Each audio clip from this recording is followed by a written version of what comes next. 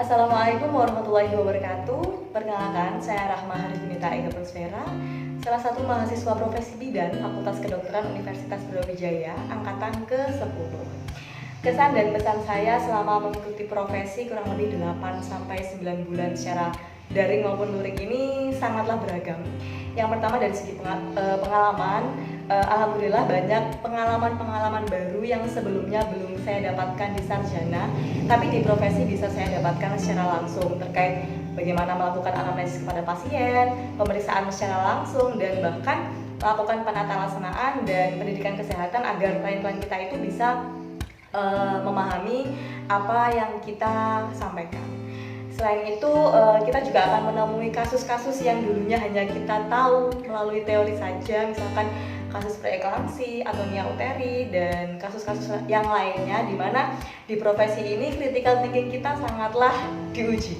Nah, selain itu dari segi pengalaman, yang kedua pastinya dulu teori-teori yang sudah kita dapatkan selama sarjana akan sangat bermanfaat dan berguna ketika praktek di lahan, karena kita sudah menguasai teori, untuk prakteknya masih minus. Oleh karena itu di profesi praktek dan keterampilan kita sangatlah digembleng, dan kita bisa menyelaraskan antara teori ini ternyata kalau dipraktekkan seperti ini ya, apakah memang 100% seperti ini, atau mungkin ada hal lain yang ini ternyata perlunya seperti ini, tapi ini ternyata nggak harus dilakukan seperti itu. Dan yang ketiga pastinya dari segi relasi, kita akan mengenal bidan-bidan senior maupun teman-teman bidan muda dari institusi yang lainnya, di mana dengan adanya profesi ini dapat meningkatkan hubungan silaturahmi antar sejawat, insya Allah nanti ya.